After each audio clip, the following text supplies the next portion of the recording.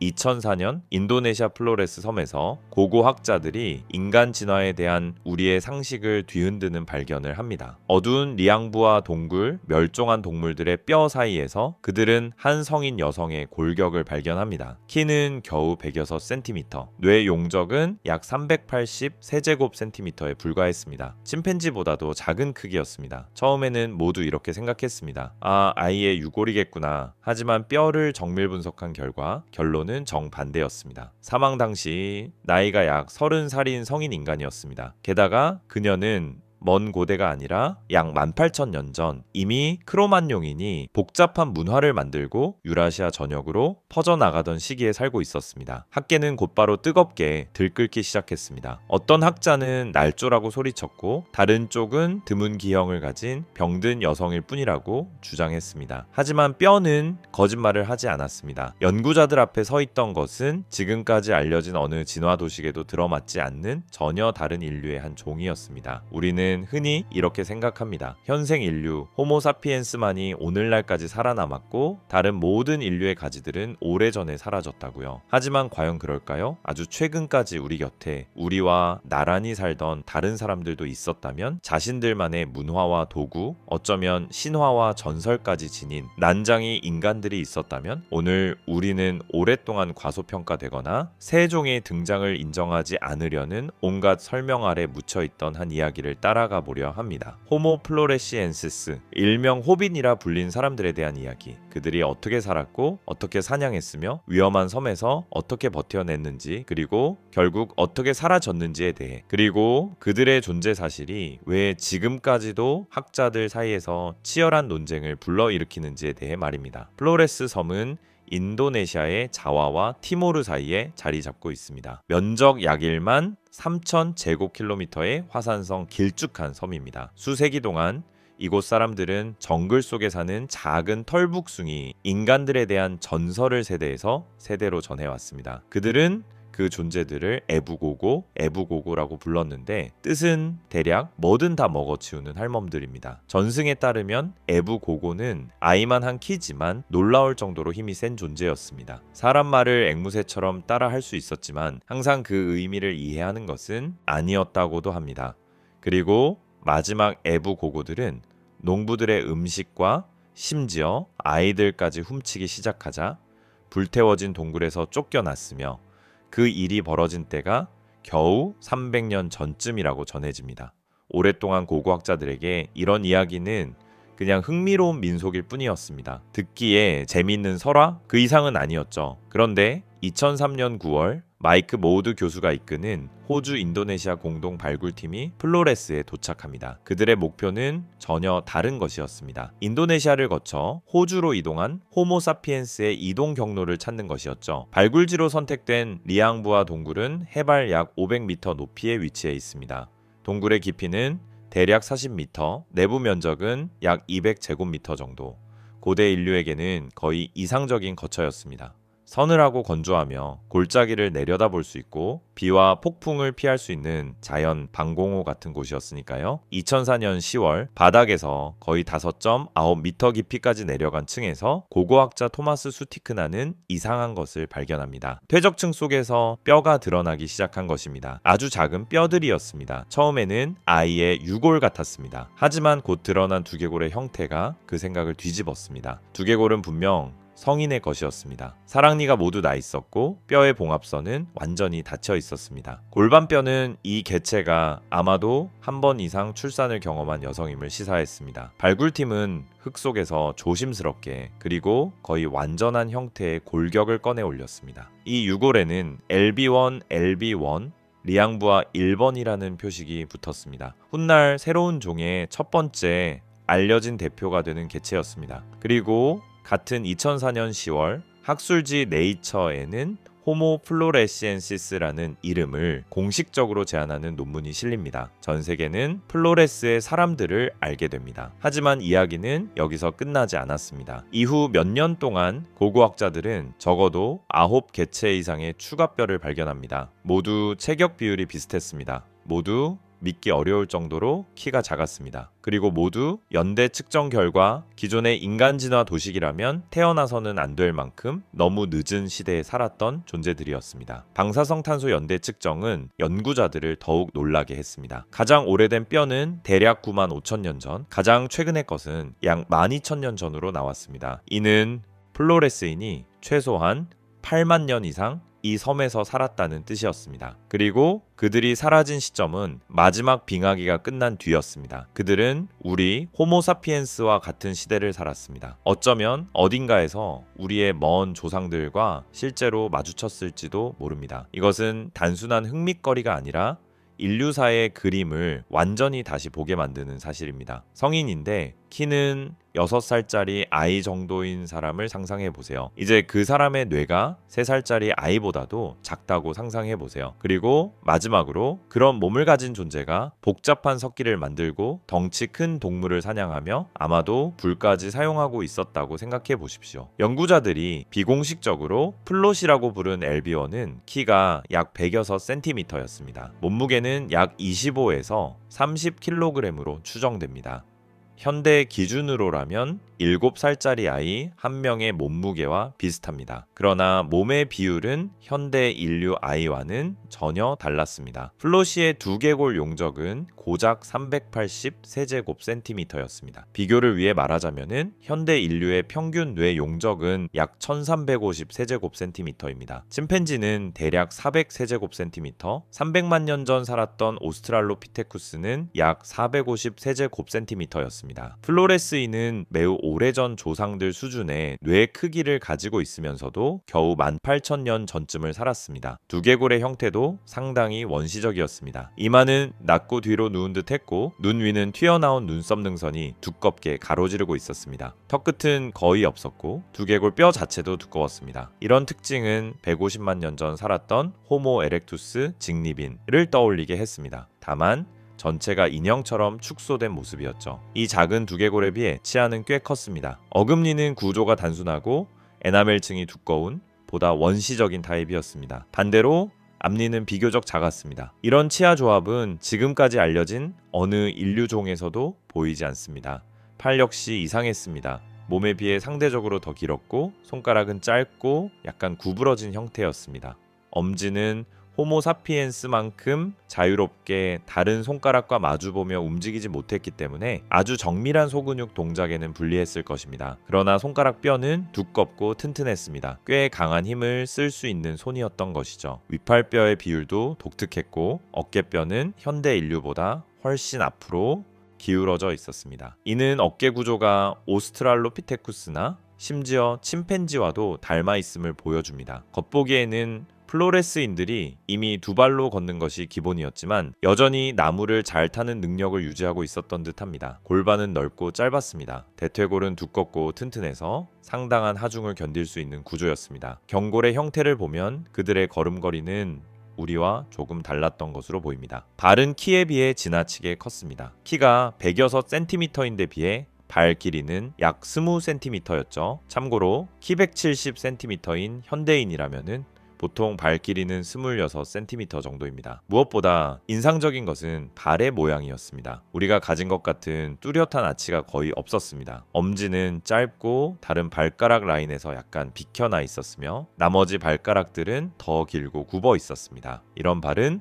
평평한 땅 위를 빠르게 달리는 것보다는 나뭇가지를 꽉 붙잡는데 더 잘 어울리는 형태입니다. 이 모든 특징을 합쳐보면 한 가지 결론에 도달합니다. 플로레스인은 단순히 왜소한 호모사피엔스가 아니었습니다. 먼 조상들의 원시적인 특징을 많이 유지한 채 역사적으로 매우 최근까지 살아있었던 독립된 인류의 한 종이었습니다. 그러나 가장 큰 수수께끼는 여전히 뇌였습니다. 이렇게 작은 뇌를 가진 존재가 어떻게 정교한 도구를 만들고 자신보다 몇 배나 무거운 동물을 사냥할 계획을 세우며 독이 있는 바다 코모도, 드래곤 같은 위험한 존재들과 같은 섬에서 살아남을 수 있었을까요? 플로레스인이 어디에서 왔는지 이해하려면 시간의 바늘을 대략 80만 년 전으로 돌려야 합니다. 현재 연구에 따르면 바로 그 무렵 첫 호모 에렉투스 무리가 플로레스 섬에 도달했습니다. 그들이 그 먼 바다를 어떻게 건넜는지는 아직도 수수께끼입니다. 플로레스는 어느 시기에도 대륙과 육지로 이어진 적이 없습니다. 빙하기 극대기 동안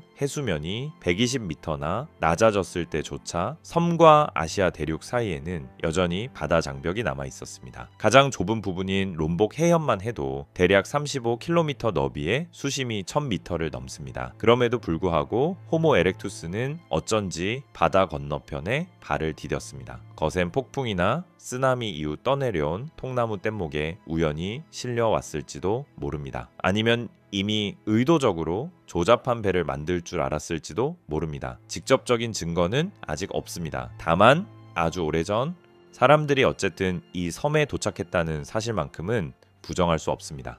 그들이 플로레스에 발을 디딘 순간 거의 닫힌 독립 생태계 속으로 들어간 셈이었습니다. 그리고 그곳에는 그들만의 냉혹한 규칙이 있었습니다. 바로 섬 외소화라 불리는 진화화 압력이 작동하기 시작한 것입니다. 이는 고립된 섬에서 몸집이 큰 동물들이 세대가 지날수록 점점 작아지는 현상을 말합니다. 이유는 생각보다 단순합니다. 섬에서는 먹이와 물, 공간이 항상 제한적입니다. 몸집이 작은 개체일수록 적은 양의 자원으로 버틸 수 있습니다. 가뭄과 흉년을 견디는데도 유리합니다. 이런 환경에서는 자연 선택이 누가 더 크고 강한가가 아니라 누가 더 적게 먹고도 오래 버티는가를 기준으로 작동합니다. 플로레스에서는 이 섬 외소화 현상이 극적으로 드러났습니다. 코끼리의 친척인 스테고도는 결국 큰 돼지만 한 크기로 줄어들었습니다. 대륙에서 그들은 최대 12톤에 키 4m에 달했지만 플로레스에서는 무게가 대략 300kg, 키는 약 1.5m 정도로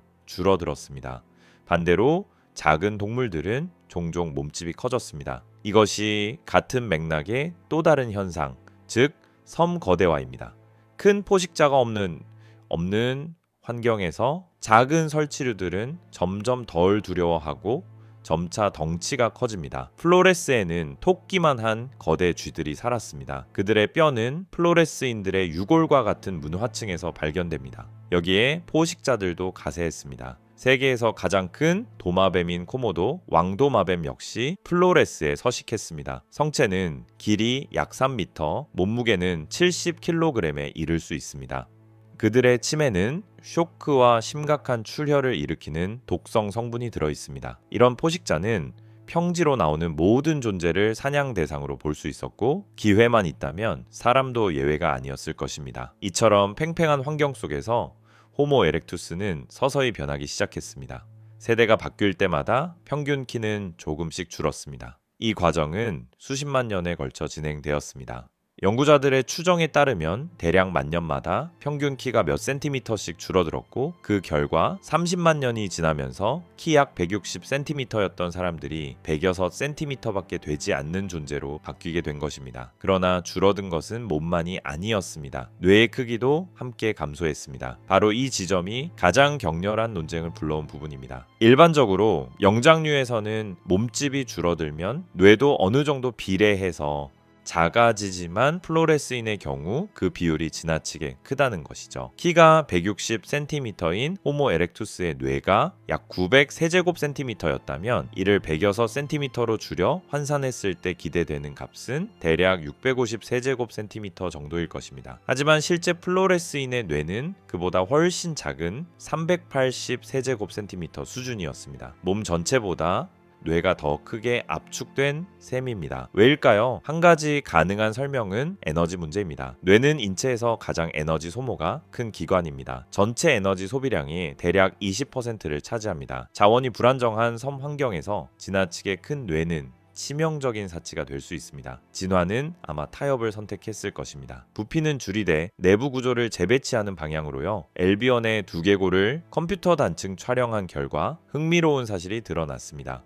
행동 계획과 조직, 어느 정도의 추상적 사고와 연관된 전두엽이 비례적으로 꽤 잘 발달해 있었다는 점입니다. 어쩌면 플로레스인은 뇌의 크기 대신 신경망의 연결 방식과 효율로 부족한 용적을 메웠을지도 모릅니다. 일부 학자들은 다른 가설을 내놓았습니다. 플로레스에 도착한 최초의 인류가 호모 에렉투스가 아니라 더 오래된 호모 속 구성원, 예를 들어 오스트랄로피테쿠스나 초기 호모 하빌리스였을지도 모른다는 것입니다. 이들은 애초에 뇌 용적이 약 500에서 600 세제곱센티미터로 더 작았습니다. 그렇다면 380으로 줄어드는 변화 폭이 덜 극단적으로 보이긴 합니다. 하지만 이 가설은 새로운 질문을 낳습니다. 오스트랄로피테쿠스는 불을 다루지도 못했고 고도로 발달한 석기 기술도 없었으며 우리가 아는 한 뗏목 같은 운송 수단을 만들지도 못했습니다. 그렇다면 그들이 어떻게 수십 킬로미터에 이르는 열린 바다를 건너 고립된 섬 한가운데까지 왔다는 말일까요? 이 수수께끼는 아직 풀리지 않았습니다. 누가 가장 먼저 플로레스에 발을 디뎠는지 우리는 확실히 알지 못합니다. 하지만 한 가지는 분명합니다. 약 5만 년 전 이 섬에는 아주 작은 몸과 작은 뇌를 가지고도 놀라운 적응력과 영리함으로 거친 환경을 견뎌낸 사람들이 살고 있었다는 사실입니다. 그리고 그 존재만으로도 인간이란 무엇인가에 대한 우리의 정의를 다시 생각하게 만듭니다. 호모 플로레시엔시스는 실제로 존재했습니다. 이제는 거의 아무도 그것을 부정하지 않습니다. 그들은 플로레스 섬에서 적어도 대략 10만 년 전부터 6만 년 전 사이에 살았고 그들의 진화 계통은 아마도 훨씬 더 깊은 과거까지 이어졌을 것입니다. 그들은 문화와 도구, 사회 조직을 갖춘 지적인 존재였습니다. 그리고 그 뒤로 사라졌습니다. 그들의 이야기는 인간의 본성에 대해, 진화에 대해, 그리고 우리 자신의 위치에 대해 무엇을 말해줄까요? 첫째로 그들의 존재는 호모사피엔스의 절대적인 유일성과 특별함이라는 환상을 정면으로 흔듭니다. 우리는 우리 종이 뭔가 독보적이라고 생각해왔습니다. 추상적 사고, 복잡한 언어, 상징적 문화를 가진 유일한 존재라고요. 그러나 플로레스인은 꼭 그렇지만은 않다는 사실을 보여줍니다. 지능이라는 것은 여러 가지 배치와 조합으로 존재할 수 있습니다. 큰 뇌를 가진 경우도 있고 아주 작은 뇌를 가진 경우도 있습니다. 복잡하고 분기 많은 언어를 쓸 수도 있고 짧고 경제적인 언어를 쓸 수도 있습니다. 다층적인 문화를 만들 수도 있고 온전히 생존에 초점을 맞춘 최소한의 전통만을 유지할 수도 있습니다. 지적으로 존재하는 올바른 방식은 하나뿐이 아닙니다. 길은 여러 갈래입니다. 둘째로 그들의 이야기는 지능이 얼마나 깨지기 쉬운 것인지 상기시킵니다. 플로레스인은 수십만 년 동안 버텼습니다. 그들은 자기 섬에 완벽하게 적응했습니다. 지형과 계절의 리듬, 위험 요소들을 속속들이 알고 있었습니다. 하지만 기후변화, 화산 폭발, 강력한 경쟁자의 등장 같은 사건들이 한꺼번에 겹치자 그들은 더 이상 존재하지 않게 되었습니다. 우리 호모사피엔스 역시 무적이 아닙니다. 지금은 행성 전체를 지배하고 있지만 그것이 영원성을 보장해 주지는 않습니다. 하나의 전 지구적 재난, 핵전쟁, 통제불능의 팬데믹, 급격한 기후붕괴만으로도 우리의 역사는 플로레스인의 역사처럼 갑작스레 끊길 수 있습니다. 셋째로 플로레스인은 사람답다라는 개념을 다시 생각하게 만듭니다. 무엇이 있어야 사람이라고 부를 수 있을까요? 언어와 도구, 어느 정도의 문화적 복잡성, 나라는 자각, 공감 능력. 플로레스인은 아마도 이 중 일부는 가지고 있었지만 우리가 익숙한 수준만큼은 아니었을 것입니다. 그들은 다른 유형의 사람이었습니다. 만약 그들이 오늘날까지 살아 있었다면 우리는 그들을 어떻게 대했을까요? 우리와 동등한 존재로 권리와 목소리를 가진 이웃으로 대했을까요? 아니면 어린 동생 정도로 취급했을까요? 혹은 덜 사람이라고 여기며 모든 권리가 허용되지는 않는 존재로 보았을까요? 이 질문은 철학처럼 들리지만 아주 실제적인 문제이기도 합니다. 언젠가 우리가 다른 종류의 지성을 만나게 된다면 외계 생명, 인공지능 혹은 변형된 새로운 인간형 같은 딜레마와 마주하게 될 것입니다. 누가 도덕적 지위를 가질 자격이 있는지, 누가 권리와 보호를 누려야 하는지, 복잡한 기계와 함부로 파괴해서는 안 되는 존재 사이의 경계를 어디에 그을지 결정해야 할 것입니다. 플로레스인의 존재는 동시에 우리의 지식의 어디까지나 제한적이라는 점도 보여줍니다. 우리는 그들을 겨우 20년 남짓 전에야 알게 되었습니다. 루손 섬의 사람들에 관해서는 몇 해 전에서야 이야기가 나오기 시작했죠. 아직 발견하지 못한 인류종은 얼마나 더 있을까요?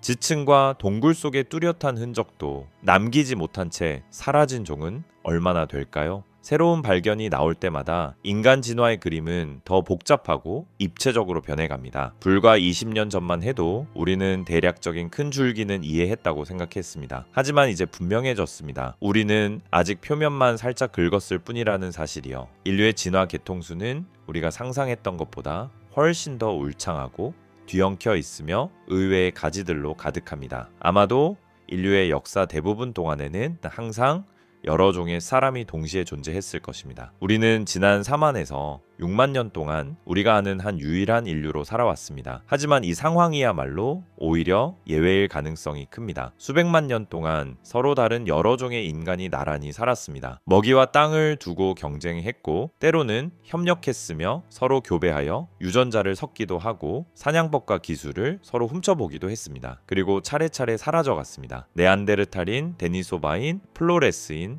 루소닌, 그리고 우리가 아직 존재조차 몰랐던 이들까지 왜 우리만 살아남았을까요? 단순한 답은 없습니다. 어쩌면 우리는 행동에서 더 유연했고 전략에서 더 창의적이었을지도 모릅니다. 혹은 경쟁자에게 더 공격적이고 더 냉혹했을 수도 있습니다. 어쩌면 단지 운이 좋았는지도 모릅니다. 기후, 자원, 돌연변이의 조합이 우연히 우리에게 유리하게 흘러갔을 뿐일 수도 있습니다. 혹은 우리가 스스로 생각하는 것만큼 특별한 존재가 아닐 수도 있습니다. 역사 전개가 조금만 달라졌다면 다른 인류종들 역시 복잡한 사회와 기술 문명을 만들었을지도 모릅니다. 인간의 역사는 진화의 당연한 결말이 아니라 여러 번의 우연한 행운이 겹친 결과일 가능성도 있습니다. 플로레스인은 일어나지 않은 수많은 가능성을 상기시킵니다. 일어나지 못한 여러 개의 평행세계들, 화산이 그때 폭발하지 않았다면, 해수면이 그렇게 급격히 오르지 않았다면, 호모사피엔스가 플로레스에 건너오지 않았다면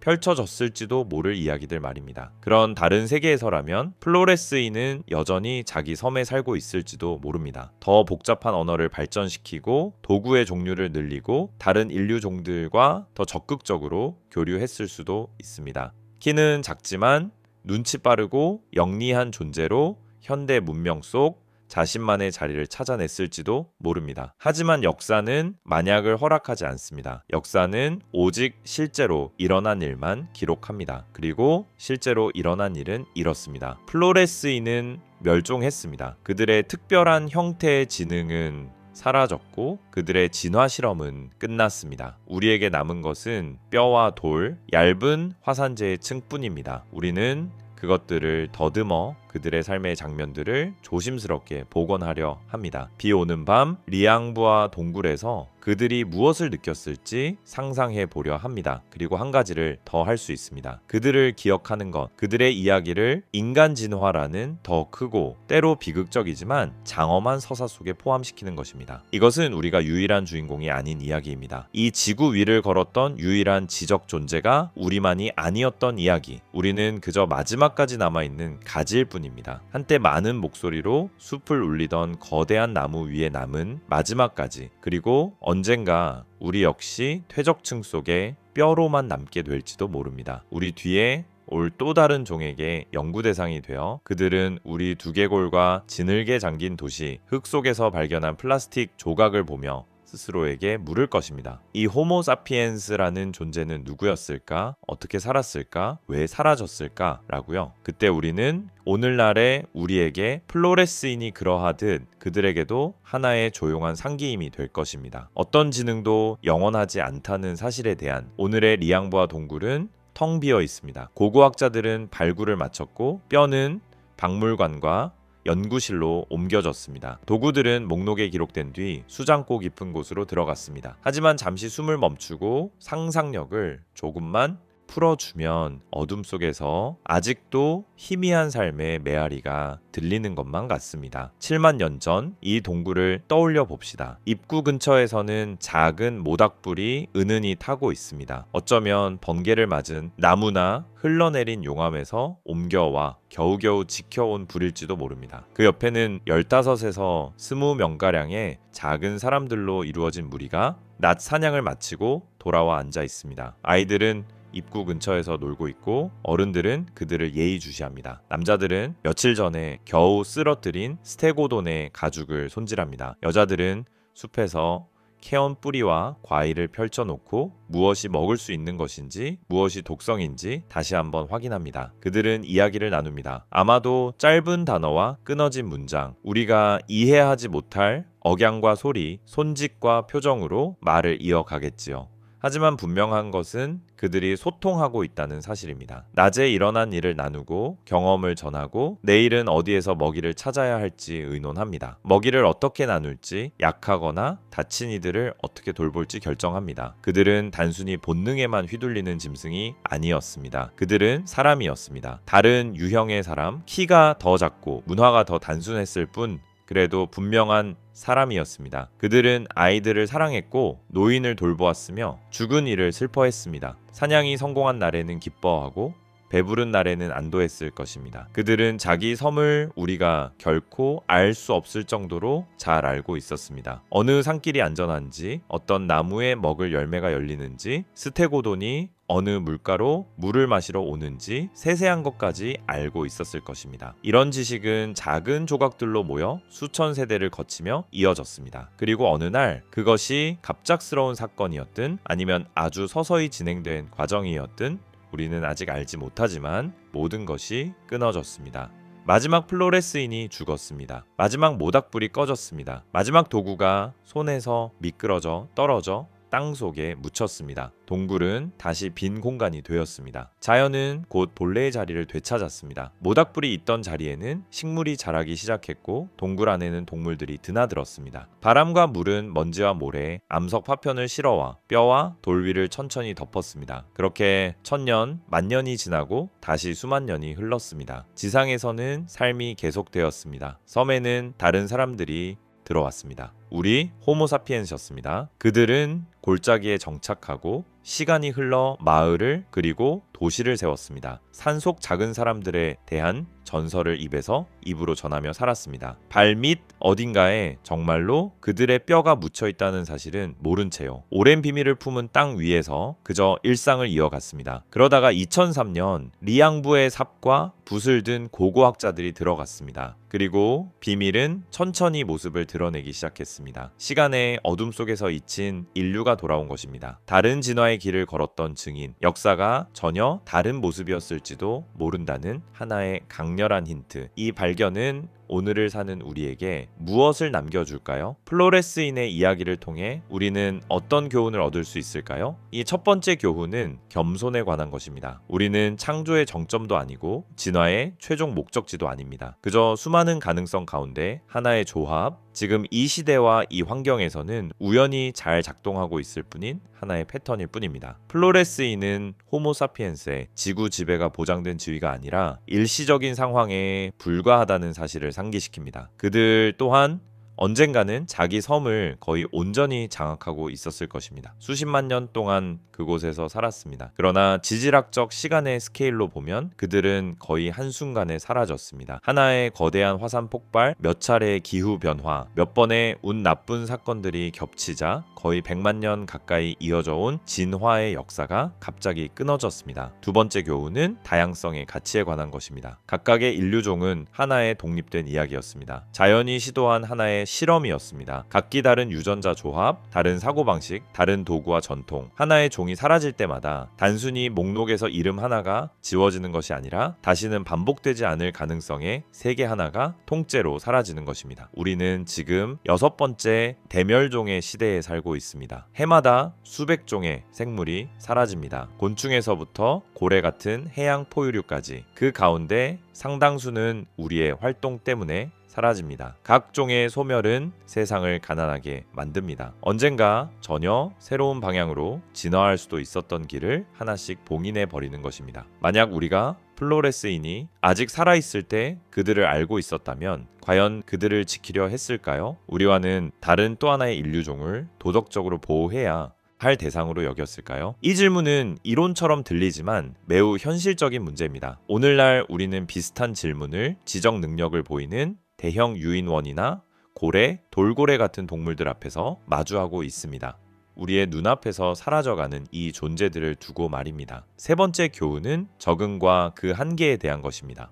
플로레스인은 플로레스 섬 환경에 놀라울 정도로 잘 적응했습니다. 그들의 몸은 작아졌고 뇌는 작지만 효율적으로 변화했습니다. 그들은 화산과 정글, 포식자들 사이에서 살아남는 방법을 터득했습니다. 그러나 환경이 빠르고 급격하게 바뀌자 그 뛰어난 적응조차 충분치 않았습니다. 우리 역시 지금의 문명이 전제하고 있는 조건들에 크게 의존하고 있습니다. 비교적 안정된 기후, 예측 가능한 계절 변화, 쉽게 얻을 수 있는 자원, 이 모든 것이 우리 세계관 속에서는 기본 설정처럼 깔려 있습니다. 하지만 이 설정 값이 단번에 달라진다면 어떻게 될까요? 우리는 과연 얼마나 유연할까요? 재빨리 새 환경에 맞춰 바뀔 수 있을까요? 아니면 플로레스인의 뒤를 따르게 될까요? 네 번째 교훈은 지식의 중요성에 대한 것입니다. 플로레스인은 수만 년 동안 완전히 잊힌 존재였습니다. 그들의 이야기는 시간 속에 녹아 사라지고 어쩌면 산속 작은 존재들에 대한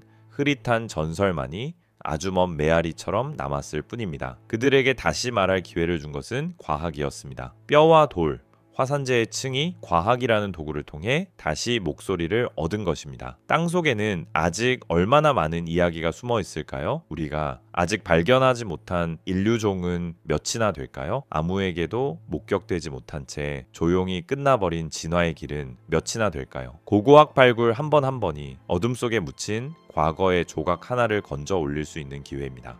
새로운 발견이 나올 때마다 우리는 우리가 누구인지에 대한 생각을 다시 짜야 합니다. 제 다섯 번째, 어쩌면 가장 깊은 교훈은 인류 전체의 연결성에 관한 것입니다. 호모사피엔스, 네안데르탈인, 데니소바인, 플로레스인, 루손인, 우리는 모두 하나의 나무에서 갈라져 나온 가지들입니다. 서로 다른 길을 걸어간 아주 먼 친척들입니다. 우리 조상들은 서로를 만났고 교배했으며 유전자를 주고받고 때로는 지식과 때로는 창끝을 주고받았습니다. 네안데르탈인의 DNA는 여전히 우리 많은 사람들의 몸속에 있습니다. 데니소바인의 조각 역시 마찬가지입니다. 만약 플로레스인의 DNA가 남아 있었다면 우리의 유전자 속에서 그 흔적을 찾았을지도 모릅니다. 아주 오래전 플로레스의 정글 속에서 그들을 만난 누군가가 후손을 남겼을 가능성도 배제할 수 없습니다. 오늘날 우리는 홀로 남은 인류입니다. 이 고립감은 우리가 세상을 바라보는 방식에도 영향을 미칩니다. 우리는 서로 다른 언어, 문화, 피부색에 집착하며 이것들을 엄청난 차이로 여깁니다. 그리고 모두 같은 종, 같은 뿌리를 가진 존재라는 사실을 잊어버립니다. 우리는 우주 어딘가에 다른 지성을 찾으러 나가면서 정작 이 지구 위에서 우리와 나란히 살았던 다른 형태의 지성에 대해서는 아직 충분히 이해하지도 못했습니다. 하지만 예전에는 달랐습니다. 7만 년 전으로 되돌아간다면 우리는 동시에 여러 종의 인간이 사는 지구를 보게 될 것입니다. 아프리카와 중동의 키 큰 호모사피엔스, 유럽의 다부진 네안데르탈인, 아시아 산악지대 어딘가의 수수께끼 같은 데니소바인,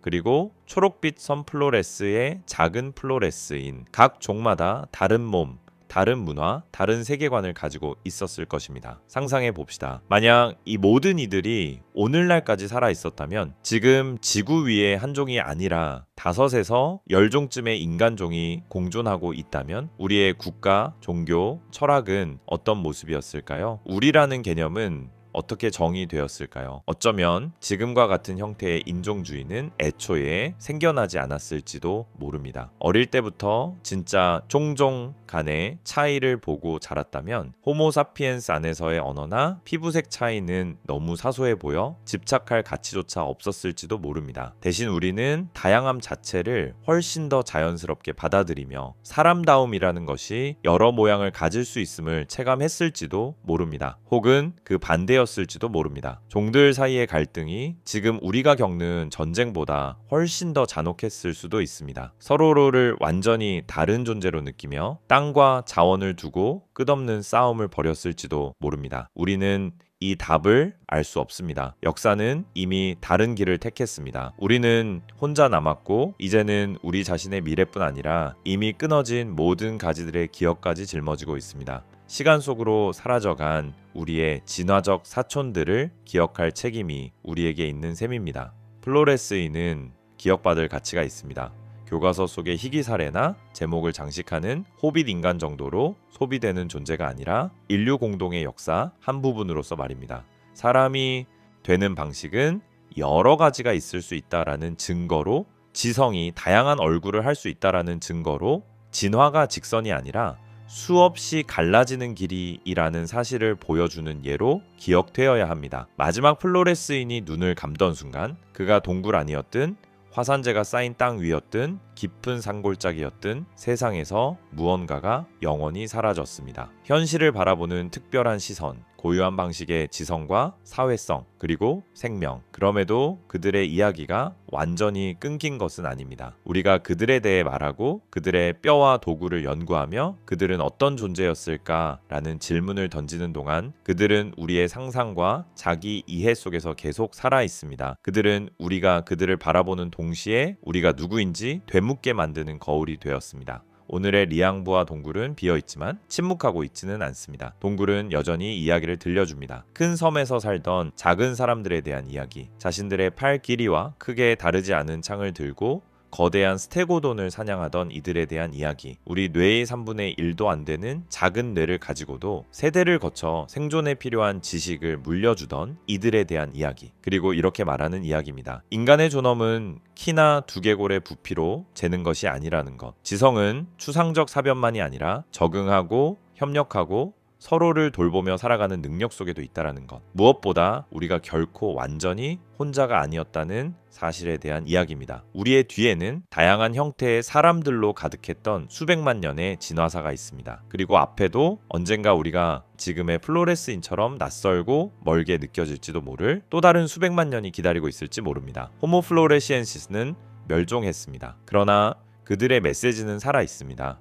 그들의 각 뼈와 한 번씩 쪼개진 돌 조각 땅에 한 층마다 새겨져 있습니다. 메시지는 단순하지만 깊습니다. 우리는 여기 있었다. 우리는 살았다. 우리는 사람이었다. 우리를 기억해달라. 그리고 우리는 기억합니다. 과학을 통해, 이야기를 통해 인간의 역사가 호모 사피엔스의 역사만이 아니라는 자각을 통해 언젠가 밤하늘을 올려다보며 우리처럼 놀라움이라는 감정을 느꼈을지도 모를 수많은 사람들이 있었음을 떠올리면서 말입니다. 어쩌면 플로레스인은 삶의 의미를 묻는 복잡한 질문을 던질 뇌를 가지지 못했을지도 모릅니다. 하지만 그들 역시 거대한 진화의 수수께끼를 이루는 한 조각이었습니다. 이미 끝난 조각이지만 흔적 없이 사라지지는 않은 조각, 적어도 한 사람이라도 그들의 이야기를 기억하는 한 호모 플로레시엔시는 완전히 사라지지 않습니다. 그들은 우리의 생각 속에 우리가 누구이고 또 어떤 존재가 될 수 있는지를 떠올릴 때마다 함께 있습니다. 그리고 먼 훗날 우리 종이 역시 땅속의 뼈로만 남게 되었을 때 누군가가 우리의 동굴을 파헤치겠지요. 우리의 두개골과 집, 물건들을 들여다보며 우리가 어떤 존재였는지 이해하려 애쓸 것입니다. 그때 그들이 우리가 종종 우리 진화적 친척들에게 그랬던 것보다 우리의 기억에 더 관대해 주기를 바랄 뿐입니다. 우리의 실수만이 아니라 세상을 이해하고자 했던 노력과 자신을 이해하려 했던 시도들까지 함께 기억해 주기를 바라면서요. 지금 이 순간 우리는 아직 살아 있습니다. 행성 위에 남은 유일한 사람들입니다. 우리 이전에 살았던 모든 이들의 계보를 잇고 있는 존재들, 수백만 년의 진화가 들고 온 지성이라는 횃불을 쥐고 있는 자들입니다. 우리의 의무는 그 불을 꺼뜨리지 않는 것입니다. 리앙부와 동굴의 불이 언젠가 꺼졌던 것처럼 작은 사람들의 목소리가 이 산속에서 더 이상 들리지 않게 되었던 것처럼 우리의 불꽃이 그렇게 사라지지 않도록 하는 것, 그리고 뼈와 돌과 흙, 그리고 우리의 기억 속에서 울려나오는 그들의 조용한 메아리에 귀를 기울이는 한 이 이야기는 아직 끝나지 않았습니다.